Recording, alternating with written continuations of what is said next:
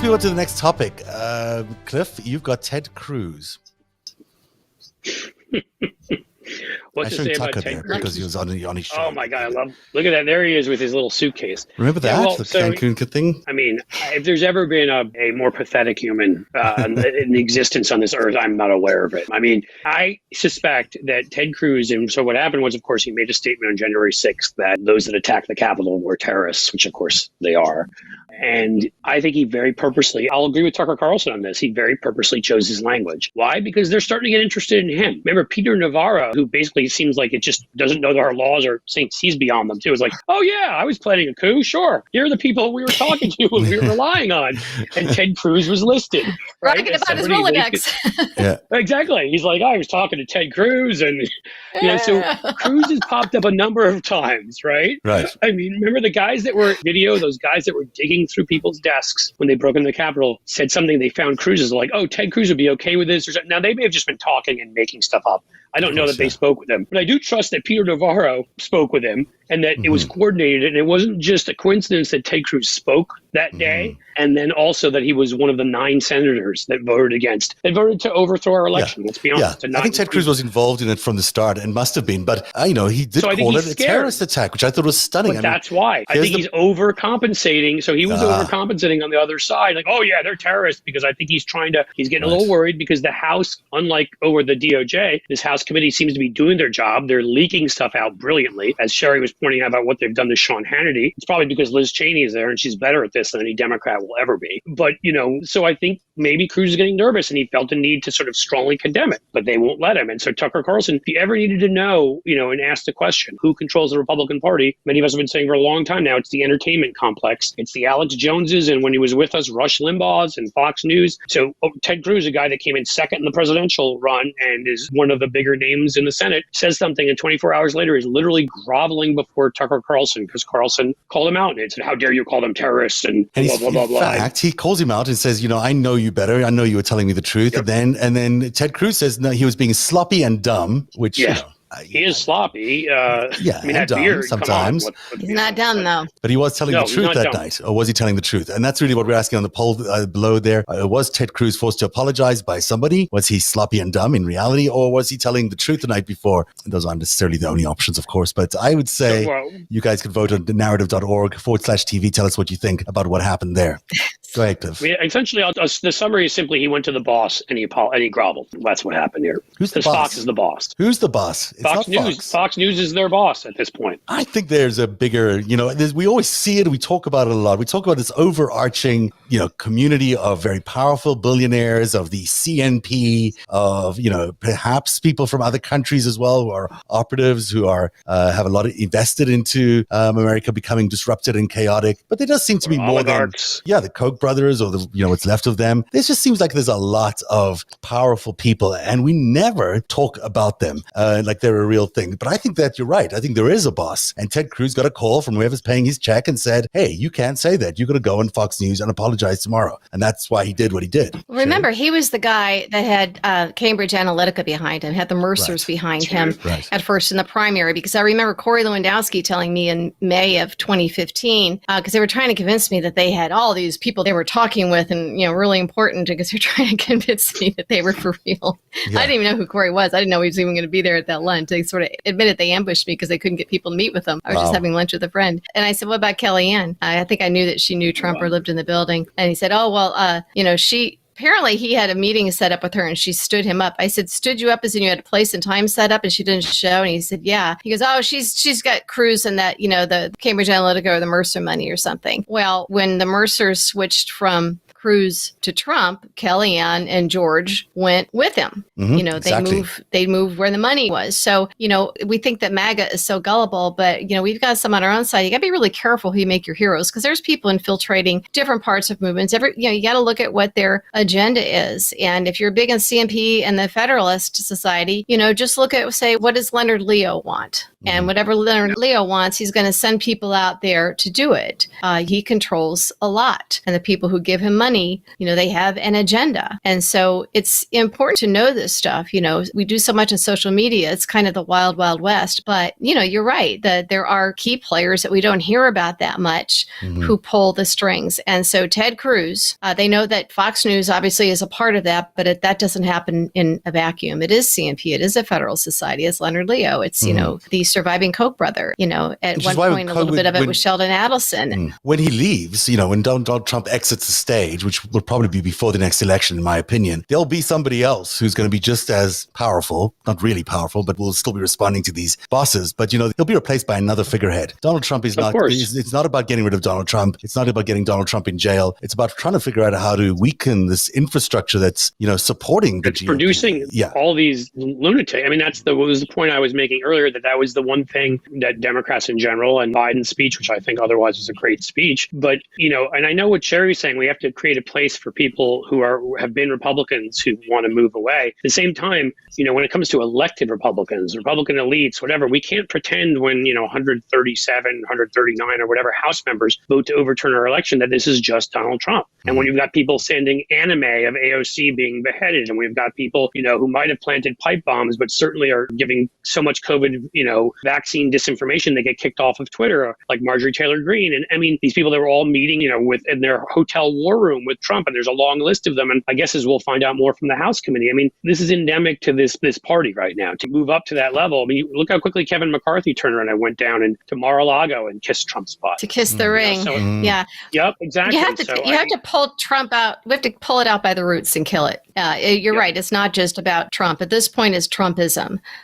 Cliff, I know you've done campaigns, and you can't let up, and you can't concede, and you can't say, oh, well, I think this one seems sincere, or I don't really believe that Merrick Garland, feels the same as Barr, despite evidence to the contrary. You have to look at what people listen to, what they do, not what they say, and you can't let up. And I think when we want too much to be kumbaya or unify or get happy talk, or someone's a doomsayer, it's like we are in a really, really difficult point in our nation's history, and what we do in the coming weeks, months, year determines, I think, the future of the country. And I mean, people say this every election, this is most important. We're in a critical period now. This one really matters. And when there's a lot of people out there who are representing themselves as something different than what they are. So, the way to do it is just don't let up. If something doesn't feel right, if someone doesn't feel right, if something's not happening, pound them. Don't feel sorry for them. Pound them. If it is their job to get something done, do it. If somebody who's been a leader on some things starts sounding a little bit squishy on some things, confront them on it, and don't worry about people feelings. Getting mad at you. Yeah, the feelings. I think when it comes to Republican perspective, brutal, right? No, but she's right. When it comes to not losing a democracy, I think I would sum it up as better safe than sorry. Absolutely. You can apologize later. Yes. So the polling, Ted Cruz was forced to apologize, 78% of you, sloppy and dumb, 18%, and telling the truth, 8%. On the chat rooms, people are saying Ted Cruz is bought and sold. Sharon again saying forced to apologize. Let's see what Mark T is saying here, that Ted Cruz, leader of the Green Bay sweep, need narrative sports centers, own Greg Oliar for an interpretation. Yes, Greg, we need your interpretation. When next you're on the show, we're going to do this. And there's a few more here. Stacey says, we have to dump our cable if any Fox affiliate programming is on there, which is every cable outlet. Yes, even the ball games, etc. I don't think anyone's going to go stream, to TV. Folks. Yeah, stream. Exactly. And finally, Jennifer Cohen on to talk about machine issues. She's an expert and has no much info. So I've spoken to Jennifer. We may have her on. Who knows? We'll see what happens in the future. So she's great. Yeah. Yeah, she is really smart about these things. She is. Yeah. So let me talk a little bit about Charles Johnson, who was on the show yesterday. And I think it is actually kind of relevant to what we're talking about right now, because I think people are so offended by Charles because of the many things that he's done in the past that they can't really hear what he's saying. And what he's saying is kind of really important. So I am not going to ask either of you to defend him in any way or defend me in any way. But I will say that, for my money, there was a lot of people angry at me for putting him on. I was expecting that. And that's why I did all the work that I did to verify him. And it wasn't your typical work of verifying him. I went to every, official source that I could get. And there was many of them. That's many 3-letter agencies that you can name. They all back him up. There's not like this guy's just out there on his own saying, I know all the stuff. So that's one thing. When I say vetted, I don't mean the facts are vetted. He is vetted. He is also the founder of 3 different companies. One of them is Clearview, which is a very challenging company for some some people because it's facial recognition. On the other hand, it's also the company that's the FBI contracts with for facial recognition. I don't think they would be contracting with a company for facial recognition if they knew the founder was, some terrible pedophile or whatever other things that people might be saying that he is. So I think there's some critical things about what he was saying that people are missing because of his history. Clearly, he had some really bad decisions that he made earlier on. And clearly, just aligning himself with Breitbart and Bannon wasn't the smartest thing to do in the world. But he is now a Biden supporter, and he is now willing to reveal that he, during that time, what he was involved in. I think that's very valuable. For the first time, we've actually had someone on the inside there saying, yeah, they did go after the alt-right in a way to build up this base that was going to be violent and maybe led up to January the 6th. I think that's, important for us to be able to hear, even though we may not love everything he did in the past. And I don't know if he loves everything that he did in the past. I think he's quite upset about some of it, but, nevertheless, that's what he did. There's so much that he's adding to the conversation right now that I feel like it's, there's a challenge in this community where people aren't listening to the other side. They're not even willing to listen to the other side, no matter which side you're on. So you've got the Republicans stuck in the MAGA world. You got the left side stuck in the left. And what you get is January the 6th because no one is willing to talk to each other. And I really, that's what I think the lesson out of yesterday was for me in terms of the whole January 6th 1 year on, is that we are still stuck in this incredibly divided country where, 88% of people think that the democracy is in trouble across the board, but we all think it's in trouble for different reasons. And until we sort it out, we're going to be heading into a very conflicted situation going forward. So without having to ask you to talk about, putting in the position of talking about Charles, but, when you think about the polarization of this country and when you think about how do we fix this in the next 10 months, do you guys have any idea of how you might pull that off? How we might pull that off? How do we get to unity? I don't think that you can do anything if Trump isn't indicted for his crimes and the people around him. I just don't see the people who, we knew Democrats are going to vote Democrat, go vote blue. They're going to always have the base. But in the midterms and in 2024, if there aren't indictments, people aren't going to turn out to vote. That'll be the biggest voter suppression than anything the Republicans could do. I mean, you can't get people ginned up for something and then. But we're not going to get him. That. I don't think we're going to get an indictment of Donald Trump. Maybe in New York State. Then I think we're in serious trouble. Yeah, I think will. Yeah. Democracy's in serious trouble. And I think that'll be such a disappointment that people who, voted Democrat for the first time in their life or the first time in a long time, or maybe voted for the first time in their life because they were so concerned and terrified and angry and just assuming that under, the Democrats have the House and the Senate and the White House and just assuming that this would happen. And then we're in a situation now where we've seen nothing. There is more than concern. There's fear, more than a sense of betrayal. Just, I think people are terrified that there's nothing we can do, because if you can't do this by electing people who are in a position to do it and they're simply not doing it and we aren't told why, we have to be told why. I think the truth is really important here. And, going back to Charles, I think it's one of the reasons he's stepping out from, an interesting role, which may be that he's breaking a cover. I don't know. But he's certainly trying to get some truth out about how foreign influencers and foreign operatives are in our system, that there's a lot of blackmail and a lot of corruption in our political parties by foreign governments. It's, it's one of the things he's made clear point on yesterday. Well, we know that, though. I mean, Putin showed off to the rest of the world that he could get U.S. senators and House members to go on the 4th of July to Moscow. Right. I mean, that was just Putin showing the rest of the world how he was able to do this in America. He didn't pick that date arbitrarily. Right. Absolutely. Right. No, and that date was quite purposeful. And I mean, I was going to say the thing is, Putin by far seems to be the worst. But we've got Mike Flynn for Turkey is going to rendition somebody out of our country. And we don't think that somehow, that these guys, and for all we know, it's still suspicious of Jared's connections to Saudi Arabia and Israel. And they're murdering, and Israel too, and Netanyahu, but they're murdering a journalist, And so, I mean, that's the problem, is that we've got these sort of, the borders of countries have disappeared and money gets across borders and messages get across borders with social media. And the problem is that you've got in these corrupt countries now, these people that have stolen, the country's money to the tune of billions. They can pay off American journalists and American politicians. I mean, does anybody think, even Kevin McCarthy himself, when he was caught in a moment, said he thought that Donald Trump and Dana Rohrabacher were being paid, right? Rohrabacher was a member of Congress, right? And I've asked, on my show, we've had, Malcolm Nance, and we've had some people that I think are very smart people about sort of national security and these kinds of matters. And we've had these conversations because it doesn't make so sense to me as somebody who hopefully can critically think and look at patterns that, we're going to buy off Trump and one congressman. If you can buy off one congressman, you've bought off 30 congressmen. And if you've bought off 30 congressmen, you've bought off 100 journalists. There are journalists who I've looked at on the left and the right who used to, at least, they maybe had quirky opinions, but they were their own opinions. And suddenly, lock, stock, and barrel, they're saying what's either coming from Russia or coming from China or coming from, I think this stuff. So I don't know what Charles Johnson knows. I just found it fascinating that when you had him on, I'm like, I don't think I've heard that guy's name in however long. I didn't even know where he was and what he was doing. It took me a long time to actually convince him to come on, and it's kind of the things everyone's like, well, how did he book himself on your show?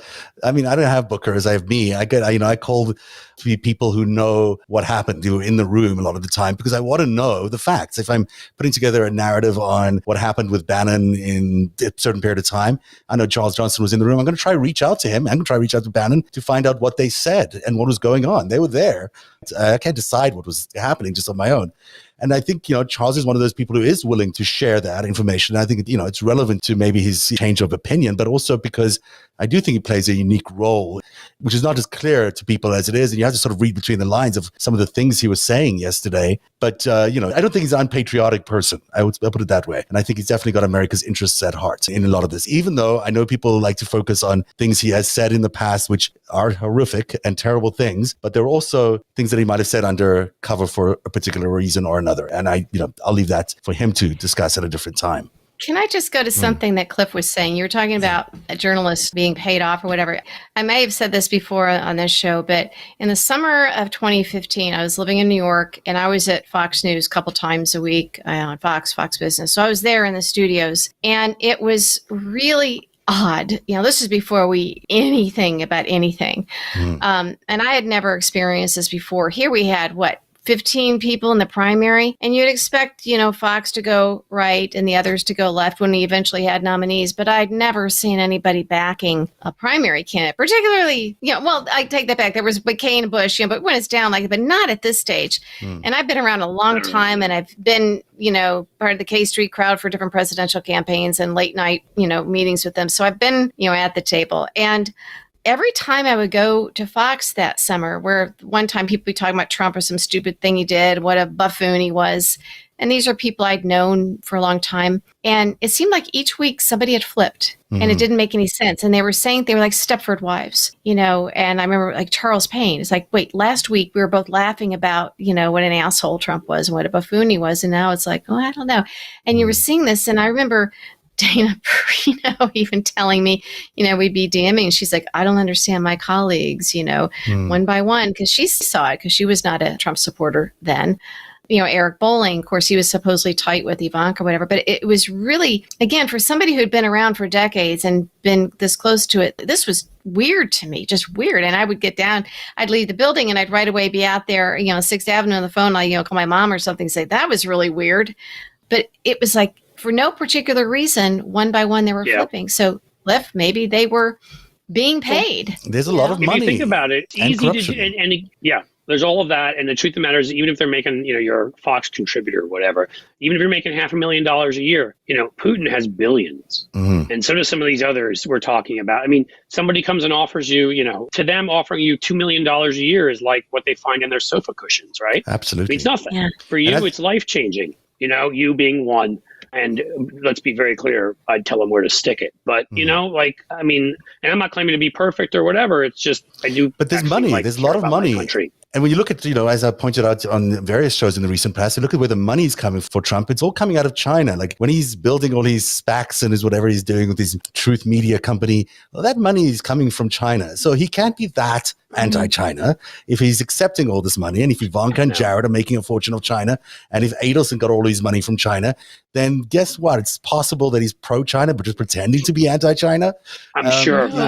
Actually, I mean, come on. Pompeo is invested in that company over in China. I mean, you start looking in all of them. I mean, I'm sorry. And if anybody dares to try to call me racist for this, I swear. But I mean, Mitch McConnell's connection. I mean, people were pointing out that he didn't just marry someone from China. He married someone whose dad was like roommates with one of the top members of the Communist Party there. I mean, there's always, to me, been questions there about what that connection was. I mean, can you imagine on the Democratic side? Oh, no, I just happened to marry somebody whose dad was, roommates with the head of the Communist or one of the top people in the Communist Party in China. Anybody who thinks there wasn't some sort of influence there. I mean, I think this stuff is here, Cheri. I think it's here horribly right now.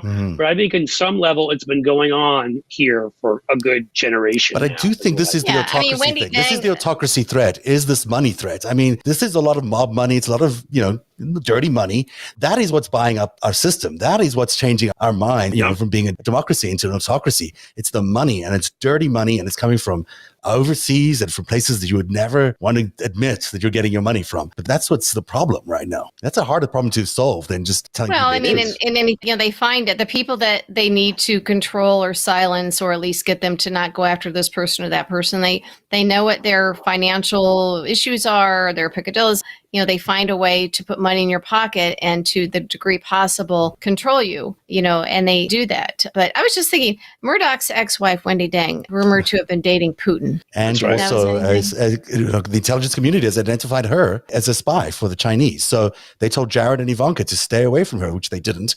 And she's also responsible for putting the two of them together, by the way. Oh, sorry. They were about to break up at some point, and then she put them together. It's all very suspicious, right? I mean, it just feels like... So she was with Rupert Murdoch. She was with Putin. Was she the one? I'm trying to remember. Was she also with Tony Blair, or am I thinking of somebody else? I don't know about the Tony Blair thing. Maybe. I may be wrong about it. So I'm just asking. I'm not sure. But I mean, that's the thing.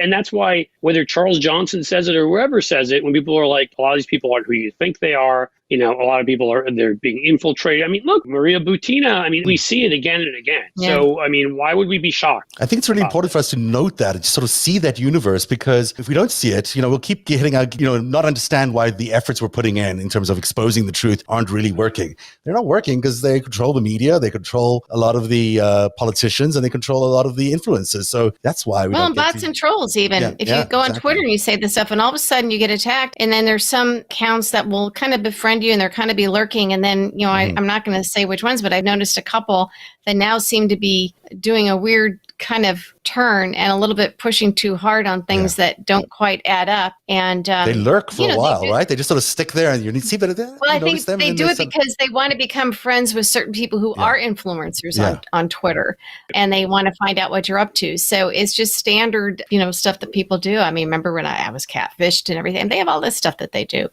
And so you have to be careful, who absolutely you trust. If something doesn't smell right, there was an account, a little while ago that I'd been in touch with here and there, and I've noticed just weird stuff coming out of it, saying, well, Trump didn't really have anything to do. He wasn't one of the planners. They're not going to get him for 1/6. And, you can't go after obstruction of justice. And because it's been too long, you have to, it's just weird stuff of somebody who had pretended to be so anti-Trump. And now when the chips are down, we're getting close to something, this account is going the other direction. And then you go to click on the link, the profile, and it's a dead link for whatever the company is, Interesting. And this is an account that's been around for like 5 years. For me, that's just because I forget to pay my bills sometimes. Now we know, Cliff.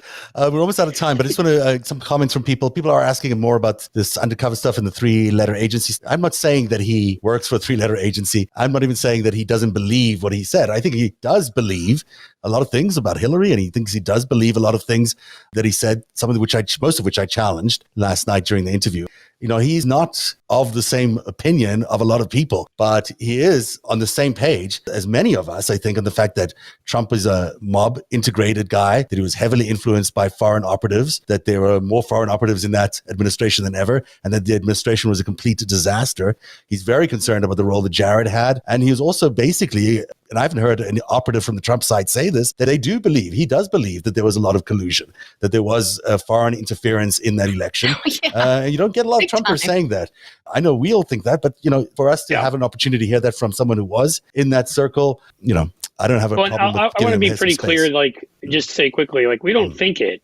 We know it. It happened. It's all how you want to define words. The fact that they can get us to the point where we have to say it that way because they push back so much. It's Manafort handed over polling till Kilminnick, who handed it over to Putin. That's collusion.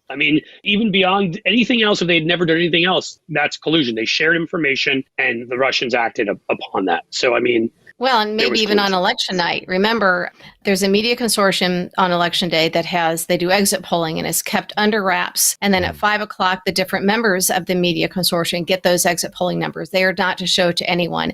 At 5:01, ABC News guy who was friends with Dave Bossie, who was deputy campaign manager for Trump, called Bossie and gave him the numbers and said, you guys are losing. and here's where you're losing. That's a very big story that people ignore a lot. Yeah. And so Manafort got it, obviously, and Trump apparently turned to Melania and said, we lost. And all of a sudden, the magical unicorn thing happened, and these states that had Trump down in polling, but they were close enough, all of a sudden they patched together just the right of 77,000 votes divided between 3 key states in just the right way to make sure that it put them over the edge with the Electoral College. And you can't forget that a whistleblower famously said at one point, a few years before that, I guess, Karl Rove had apparently said that if it's within 3 points, you can cheat undetected. Absolutely. And that is stuck in my mind because I think what happened, I'll just say it, I think what happened is Manafort, was able to make a call and something happened. And, Absolutely. I have Jennifer Cohen on. She'll talk to you about Look, I remember in the 2008 election, I was at CBS and we got the polling in at 5:00. We knew Obama was over the top a long way. We knew exactly what was going on. It was like 6 hours before it was called. And we knew at 5 p.m. exactly in minute detail how every little district was going to vote. And that's just what happens inside the networks. They have that data. So that information that you're sharing there about how that information can easily be used to flip the votes at the last minute, 100% that can happen. And Manafort had that information, which means that Putin, whoever the operators were, they had it too. And all you needed to do was just move a few votes in one direction and you'd be able to achieve all of that. A couple of comments from people online saying, I just would have appreciated a little more context on Charles last night. He seemed like a reformed man, and yet I was appalled when researching him later. Well, you have to go back and listen to that interview very carefully. There are a lot of interesting clues that he talks about, but you sort of have to read between the lines of some of those because, obviously he can't discuss things as clearly as one would want. And is he a reformed man? I think he supports Biden. I don't think he's a reformed man in terms of Hillary. I still think he feels Hillary is compromised and also, a criminal in some ways because of the Clinton Global Foundation. Some people think that. I haven't seen anything to verify that. What else do we need? Okay, one more comment from here. I'm pretty sure many Democratic leadership are also compromised, but it's not such a complete takeover. I don't know. What do you guys think? Are Democratic Party leaders also compromised? Yeah, I don't know. I haven't seen evidence of it. No, that's what I would say. I mean, is it possible? Well, anything's possible, but I've seen absolutely zero evidence of it. So, yeah, there's no reason it must be all politicians have in some way or influence think it's well, some Democrats, not leadership. Is there a reason to think Joe Manchin might be? Perhaps. Yeah. There's definitely reason to think some Democrats are absolutely. And Sinema for sure, just judging by her clothing budget, but everybody else. Look, I think we're ready for a very difficult run this year, but I thank God we have a Democratic Party that seems so principled and is willing to fight. I'll be interested to see who will replace Pelosi. That is going to be an interesting battle because I think it'll change the dynamics going forward. Last thoughts from you guys, and also tell me if you want to promote anything. Let's start with you, Cheri. Well, I don't have anything to promote. As you know, I just coming off my cancer year. You look great, by the way. My hair is growing back. You really do. Back to doing this a little bit, and I have clear scans, and so I'm looking forward to 2022 for that. We're so thrilled to hear that, and you look fantastic, and it's so great to have you back. So welcome back. So I hope to be getting back to doing something. I don't know what it'll be. And at Cheri Jacobus. At Cheri Jacobus. You can go to my website, which has a lot of my old stuff, my old podcast stuff on it. And that's CheriJacobus.com. You can see a lot of stuff that I've written and, what I did up until, it was about a year ago when I had to shut everything down and take care of business. It's been one difficult year. Well, I'm so glad you're well healthy and back. So that's great. Yep. Thank you. And Cliff Schecter, I don't have your logos. Last time I had your logos, I apologize. But you can tell us a little bit about the Unprecedented podcast and whatever else you want to talk about. Well, yeah. So you can find that. It's Unprecedented because we named it purposely to make fun of Donald Trump, who didn't know how to spell unprecedented. And we wanted to unpresident him. So it was a double entendre, if you will. It's very good. I'll co-host that with John Aravosis. You can find us anywhere you get your podcast. Grab it at iTunes and other spots. And we're on Patreon. We've had Cheri on. We'll have to have you on, Zev. I'd love to go. Many other folks. And we talk about the issues of the day. I've got a firm, Blue Amp Strategies. We wrote some TV ads for Joe Biden and some other people. So we do that. We do PR. And otherwise, just find me at Cliff Schecter. Exactly. The name on the screen there is I made it very easy for you to find me at Twitter. It's just that combined into one Same word. here. And the at. It's good when people do that. It makes it a lot easier. Cliff, what would you think of the current advertising and marketing effort around Biden? How do you think they're doing? I think I was saying this earlier, there just needs to be, they need to better explain the economic plans and what's happening. It's an incredible story. frankly. And with the resistance on COVID, what they got in that original COVID bill, what that did for us is an incredible story. The checks that were sent to people's homes, and they need to tell that story. They need to pick a few things and hammer it home every day in every possible medium, constantly. And so I'm hoping we'll hear more of that. There must be so much real elation that came up with those checks, and how much excitement there was from people. You know, we haven't seen it. We just haven't been able to see it, partly because of COVID, but you're right. Very good point. Well, thank you both, Cheri Jacobus and Cliff Schecter. Thank you for being here on a Friday night on the after show. It's always great to have you on, and hopefully we'll see you again soon. Thanks for having us. And for you at home, we'll see you again next Tuesday with Narrative Continues Our Investigation, and we'll show you a little bit more about Charles Bausman, the Russian operative who was spotted on Capitol Hill on January the 6th. That's coming up on Tuesday. We'll see you then. Have a great weekend, everybody. Narrative is made possible by viewers like you. Join today and support truly independent journalism at patreon.com/narrative. That's patreon.com/narrative.